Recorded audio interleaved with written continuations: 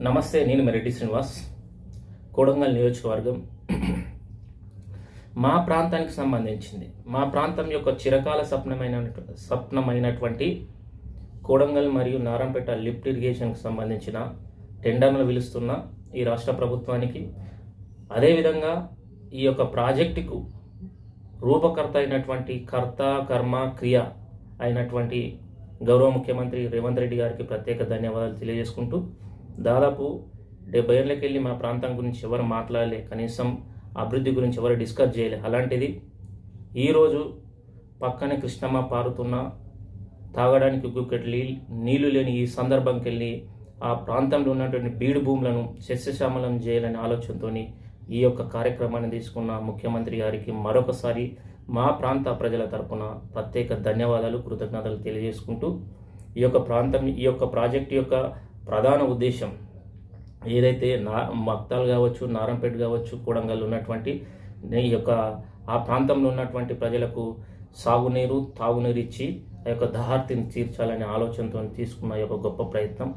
ఈ యొక్క ప్రాజెక్టు నిర్మాణానికి దాదాపు 4,350 కోట్ల వ్యయం అవుతుంది. అయినా ఈ యొక్క ఎక్కడ ఇట్లా కనీసం ఒక అడుగు వెనకం చేయకుండా ఈ ప్రాజెక్టును ముందు తీసుకుపోతున్న రాష్ట్ర ప్రభుత్వానికి ప్రత్యేక ధన్యవాదాలు. ఈ ప్రాజెక్టు యొక్క రూపకల్పన ఏ విధంగా ఉందని ఒకసారి డిస్కస్ చేస్తే, ఏదైతే కృష్ణానది నీళ్ళని ఎక్కడైతే ఇక భూత్పూర్ జలాశయానికి వెళ్ళి, భూత్పూర్ జలాశయం తర్వాత ఏదైతే ఊట్కూరు జలాశయం, దాని నుండి నారాయణపేటలో ఉన్నటువంటి ఏదైతే జయమ్మ చెరువు నుండి జాజపూర్ చెరువు నుండి ఏదైతే కాన్కుర్తి నుండి అండ్ దౌలతాబాద్కి వెళ్ళి హస్నాబాద్ నుండి బొమ్రాస్పేట్, అంటే దీని రూపకల్పన ఈ విధంగా ఉంది. ఇది 2 ఫేజ్లో జరుగుతున్న ఈ యొక్క ప్రాజెక్టు నిర్మాణం. మొదటి ఫేజ్ ఏంటైతే భూత్పూర్ నుండి జయమ్మ చెరువు, తర్వాత రెండో ఫేజ్ ఏంటంటే కాన్కుర్తి నుండి దౌలతాబాద్ లాస్ట్ చిట్ట చివర ఆయకట్ట అయినటువంటి బొమ్రాస్పేట్ చెరువు. అద్భుతమైన నిర్మాణం జరుగుతుంది. ఎక్కడ ప్రజలకు ఇబ్బంది లేకుండా, ఎక్కడ పంట ఇబ్బంది కలగకుండా కేవలం భూగర్భ పైపుల ద్వారానే ఈ యొక్క నిర్మాణం జరుగుతుంది. కాబట్టి ప్రజలు ఎక్కడ ఇట్లా ఆందోళన చెందాల్సిన అవసరం లేదు. సహకరిద్దాం, ఈ విధంగా ముందుకు పోదాం.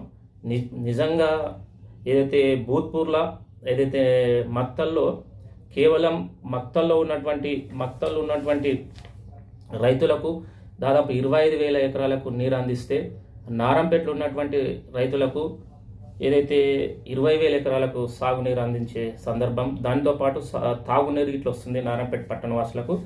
ఇంకోటి మూడవది, అత్యంత ఎక్కువ ఈ యొక్క ప్రాజెక్టు వల్ల బెనిఫిట్ పొందేది కొడంగల్లో ఉన్నటువంటి ప్రజలు. దౌలతాబాద్ కావచ్చు, కోజి కావచ్చు, బొమ్రాస్పేట్ కావచ్చు, కొడంగల్ కావచ్చు, మద్దూరు కావచ్చు, ఇక 5 మండలాలు కలిపి దాదాపు 53,000 ఎకరాలకు సాగునీరు తాగునీరు అందించే గొప్ప ప్రయత్నం జరుగుతుంది. ఈ విధంగా ఈ యొక్క ప్రాజెక్టు ఓవరాల్గా ఈ ప్రాజెక్టు యొక్క రూపకల్పన ద్వారా లక్షకు పైన ఎకరాలకు సాగునీరు మరి తాగునీరు ఇట్లా అందించే గొప్ప కార్యక్రమం చేస్తున్న ముఖ్యమంత్రి గారికి మనం అందరం జీవితాంతం రుణపడి ఉండాలి. ఈరోజు